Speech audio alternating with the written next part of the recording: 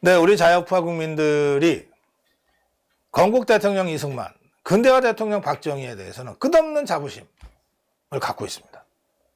또 건국전쟁과 같이 가려졌던 이승만 대통령의 역사적 성취와 진 면목을 알리기 위한 여러 가지 작업들, 또 박정희 대통령의 진 면목을 알리기 위한 여러 가지 작업들이 진행되고 있습니다. 그런데도 이 자유파 국민들이 민주화 쪽으로 가면 왠지 좀 작아지고 움츠러지고 왜소해지고 목소리가 작아져요. 그럴 필요 없어요.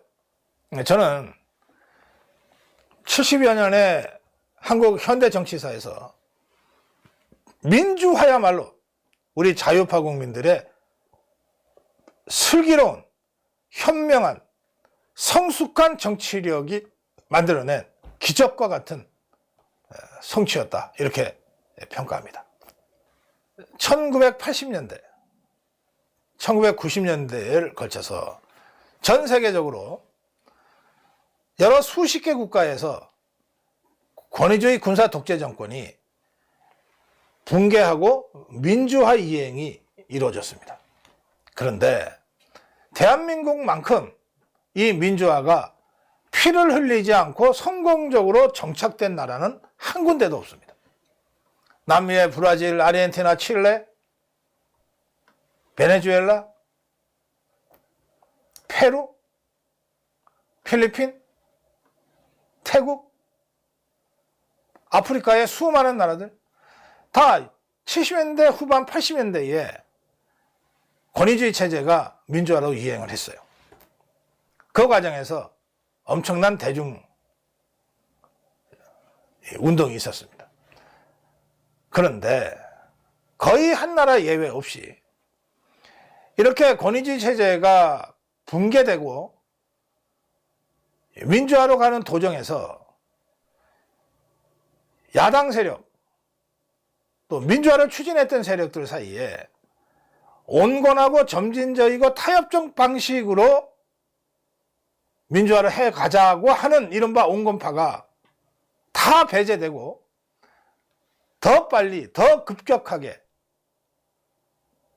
더 혁명적 방식으로 하자라고 하는 강경파가 득세하게 됐습니다.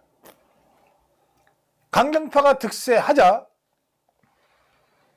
권력을 빼앗긴 권위주의 세력 내에서도 야, 저거 그냥 두면 우리가 다 죽겠다. 야, 우리가 반격해야지.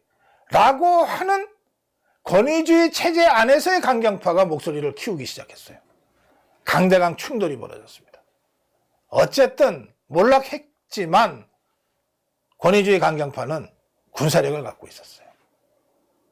아무리 큰 소리치고 과격한 주장을 해도 민주화 운동, 야당 운동의 강경파는 물리력을 갖고 있지 않잖아요. 그 결과 어떻게 된 줄 아십니까? 권위주의 체제, 무너진 권위주의 체제보다 훨씬 더 가혹한 독재 체제가 다시 들어섰어요. 그러면서 수만 명, 수십만 명의 희생자가 발생합니다. 그야말로 피로 피를 씻는 그런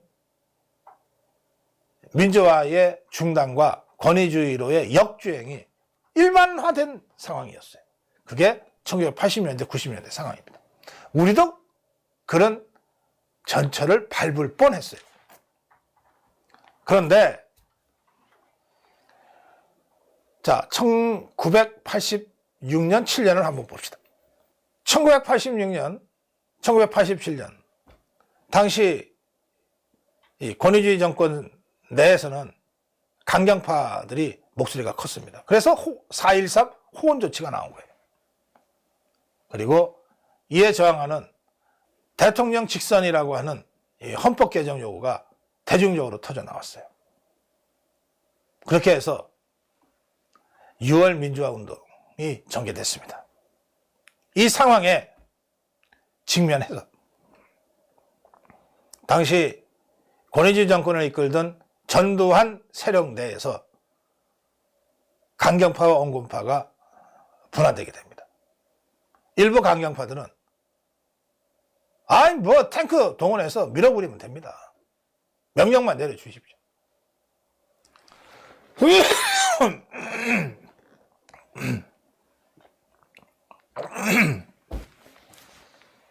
그런데 천만다행으로 전두환 세력 안에 일부 극소수 강경파를 제압할 수 있는 온건파의 목소리가 존재했어요. 서울에서 탱크를 동원한다는 것은 수십만 명의 희생을 각오하라는 뜻인데 우리가 그런 식으로 역사에 죄를 지을 수는 없지 않냐. 우리가 1보 전진을 위해서 2보 후퇴하자. 대통령 직선제, 헌법 개정하고 한번 선거로 해보자. 그 온건파의 주장이 받아들여져서 나온 것이 6.29 선언입니다. 6.29 선언을 통해서 또 이 6.29 선언을 야당의 주류 세력이 받아들임으로써 1987년 대한민국은 대통령 직선제라는 헌법 개정을 피 한 방울 흘리지 않고 해냈습니다. 그리고 그 개정된 대통령 직선제 헌법에 따라서 피 한 방울 흘리지 않고 대통령 선거가 이루어졌어요. 그래서 그 체제가 지금까지 오고 있는 겁니다. 지금 우리는 그때 개정된 87년 헌법 체제를 아직도 유지하고 있습니다. 그런데 그때 권위주의 전두환 세력 안에 강경파를 온건파가 제압했듯이 야당 민주화운동 세력 안에도 강경파가 왜 없었겠습니까? 이들 강경파는 6.29는 속이고다 그러면서 속으면 안 된다. 끝까지 밀어붙여서 투쟁해야 된다 그랬어요. 노태우가 어떻게 감히 출마를 하느냐. 감옥에 집어넣어야지 그랬어요.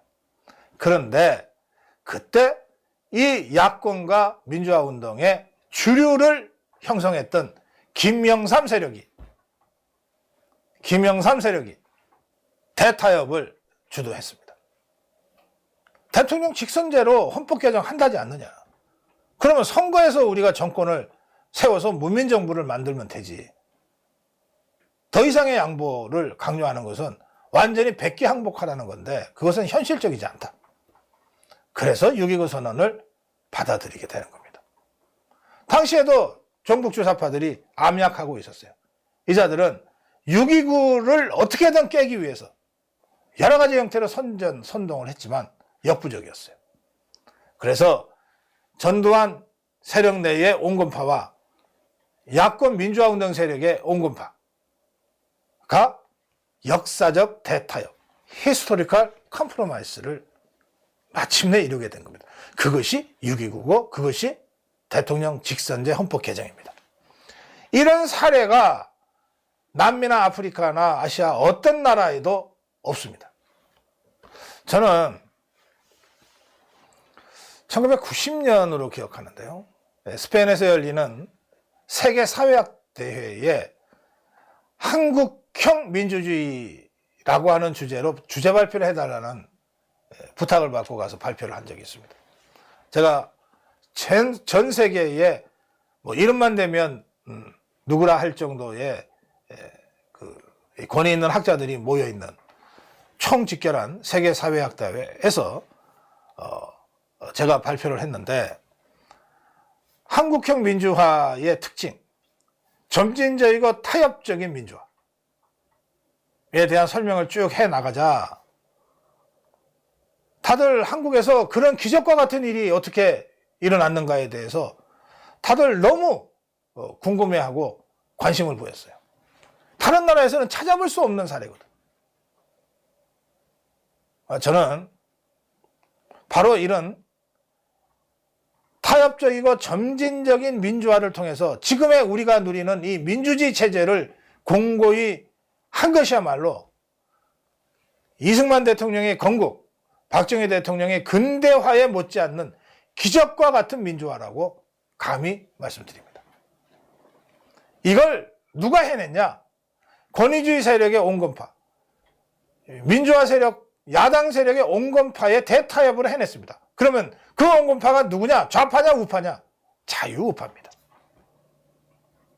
저는 전두환, 노태우, 김영삼, 김종필 등의 자유우파들이 그 이전에는 여야로 갈라서 싸웠지만 이 자유우파들이 마침내 대타협을 통해서 기적과 같은 민주화를 이루어냈기 때문에 건국도 근대화도 민주화도 대한민국 자유우파가 이루어낸 성취다라고 당당하게 주장해야 된다고 여러분께 말씀드리는 겁니다.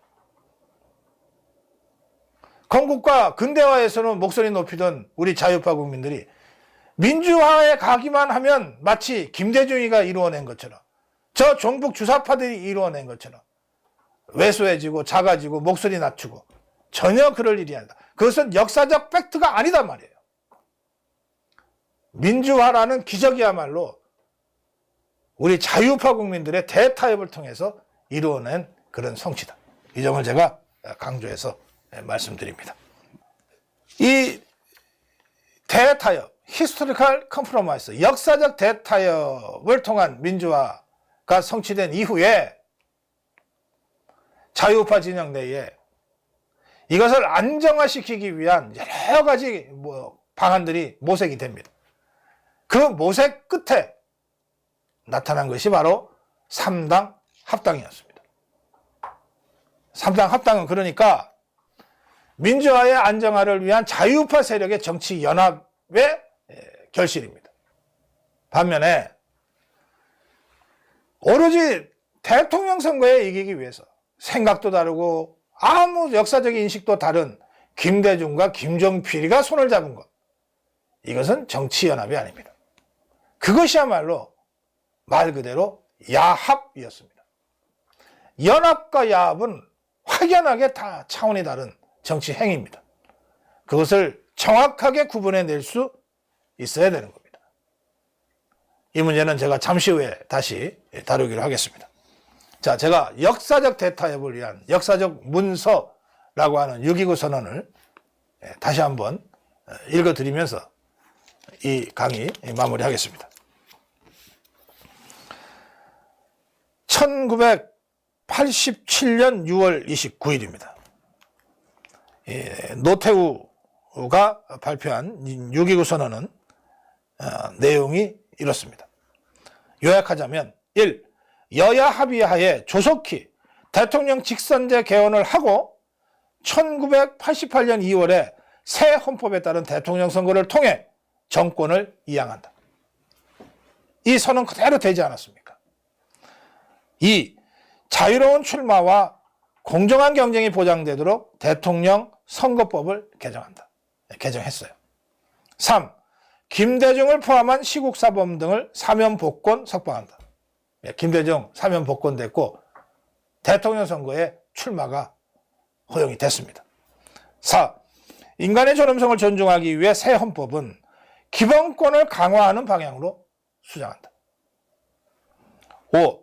언론 관련 제도와 관행을 개선해서 언론 자유를 최대한 보장한다. 이 이후로 언론사에 대한 권력의 부당한 개입은 눈에 띄게 줄었습니다. 반면에 그 언론 진지를 공략한 종북 주사파들에 의한 심각한 언론 왜곡은 지금도 버젓이 자행되고 있습니다. 6. 사회 각 부문의 자치 자유를 최대한 보장하고 이를 위해 지방자치, 교육자치 실시하고 대학도 자유로 한다. 이 선언에 입각해서 김영삼 정부 하에서 지방자치 전면 실시가 이루어졌습니다. 7. 자유로운 정당 활동을 보장하고 대화와 타협의 정치 풍토를 조성한다. 이 6.29 선언 이후로는 정당의 자유는 지나치다 할 정도로 보장되고 있습니다. 마치 성역처럼 보장되고 있어요. 그리고 8. 밝고 맑은 사회 건설을 위해 사회 정화 조치를 강구한다. 저는 6.29 선언의 문서는 이 자체로도 역사적 의의가 있지만 이 문서에 선언된 이 약속은 거의 대부분 이후에 실행되고 지켜졌다는 의미에서 매우 중요한 역사적 문건이다. 이렇게 말씀드립니다.